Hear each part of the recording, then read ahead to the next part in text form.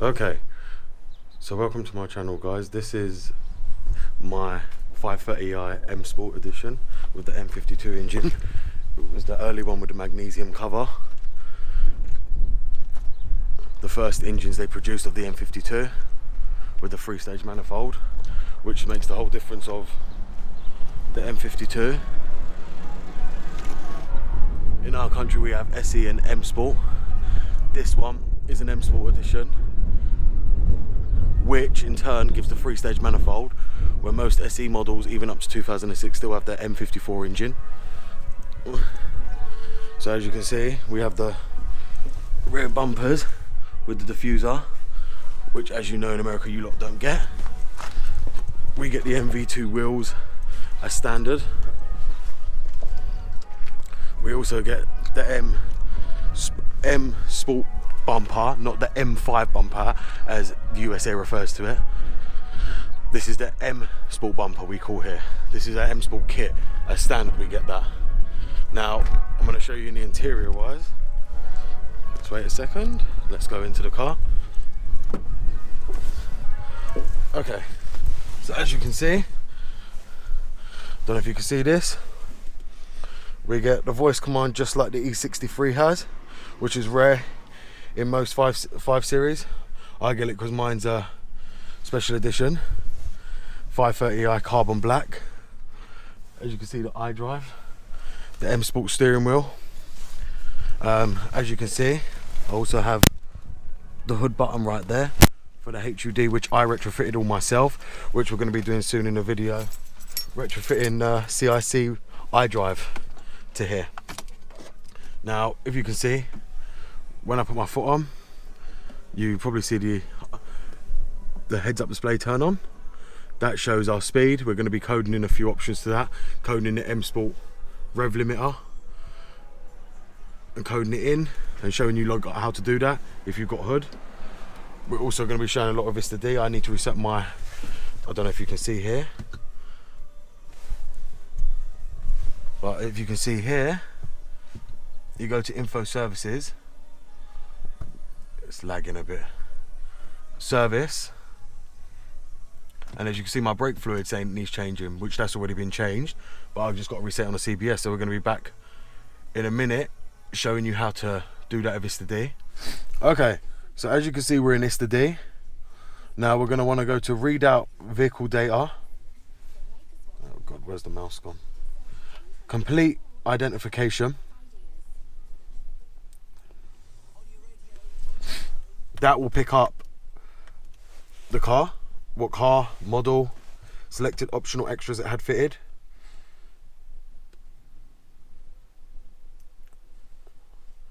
It will now find the car. Give it a second to do that. Okay, so as you can see, the vehicle is now loaded. All the information of the vehicle is loaded. Now we're just going to go into this reading the vehicle ECUs. And all we're going to go to is vehicle management, service functions, and maintenance and pre-delivery checks.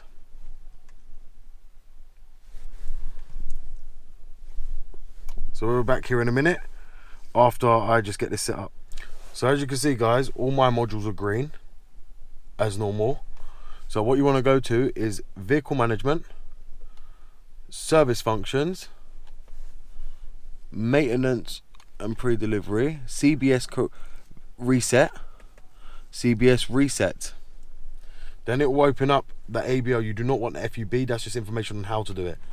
You want to go to CBS reset, ABLs. ABLs is what takes you through the test plans and will tell you exactly what to do, how to do it. Now it's going to get the time from the information, make sure the time's correct from the combi to the iDrive. Now it's going to read the condition-based servicing. So now what we want to do is we want to go to brake fluid, and as you can see, let me just show you my iDrive. On the iDrive we have it here, which is showing as yellow marker, as you can see up there. Now once that's reset, you're going to see here when I click continue, performing CBS reset. Please wait. Now if we go to check control messages, no faults as showing. Now if we go to service requirements, there you go. Brake fluid is now okay, as you can see. Now to reset everything else, now I'm just going to reset my oil only due because I only just changed the oil about 100 miles ago, so I'm just going to change that so that can be reset. So as you can see, now I've shown you how to do that. I'm going to be showing you how to reset the Valvetronic, as Nathan didn't show, because Nathan doesn't understand the program very well, which I'm still trying to teach him how to use it, which isn't an issue. So I'm just going to go ahead and reset all my CBSs, because I don't want none of them flashing up again for the next few years. And we'll be back here showing you how to do the next Valvetronic part. Okay, so now when you close that down and you finish in the CBS reset, you want to go to powertrain, engine electronics, and you want to go to adjustment functions, and you want to go to learning Valvetronic limit positions. Now usually that's only for when you change the Valvetronic motor, but I suggest doing it after the Vanos solenoids are changed as well.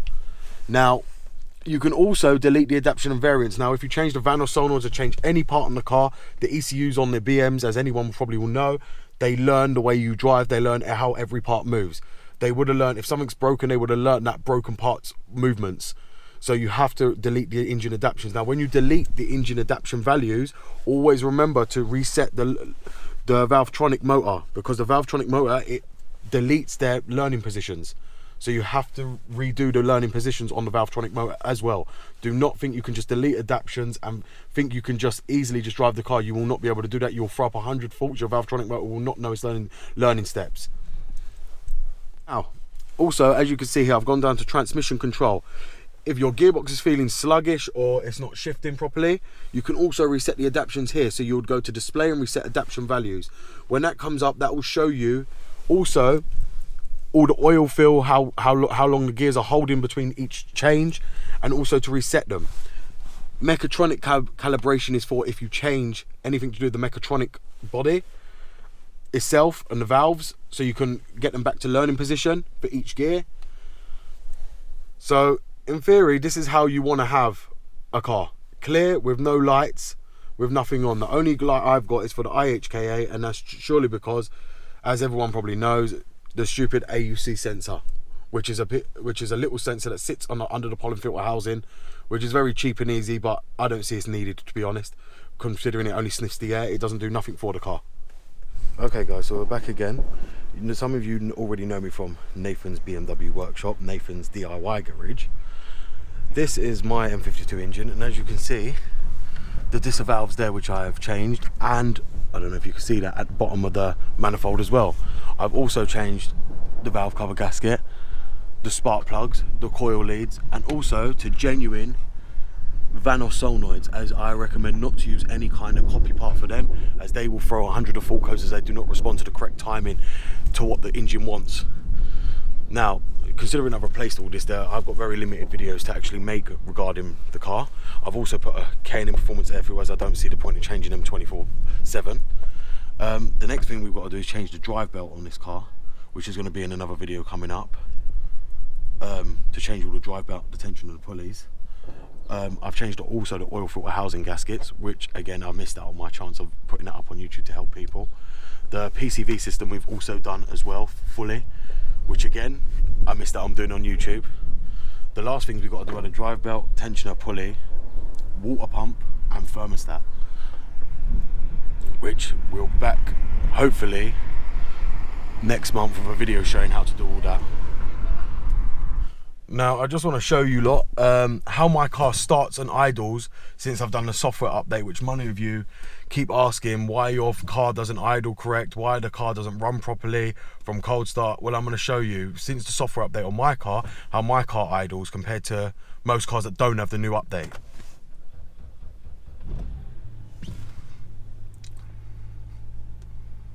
Now as you can see, the idle stays dead straight. No jumpy idle, and that's from cold. There is no lag in it.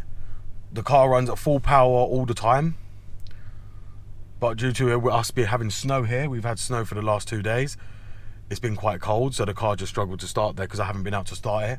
But it started up still first time. But as you can see, the idle is not fluctuating. It's coming down properly. And that's how the engine's meant to run after a software update. It runs perfectly with no problems at all. Gear shifts are smooth again, everything's perfect. There's no vibrating in the cabin, no nothing.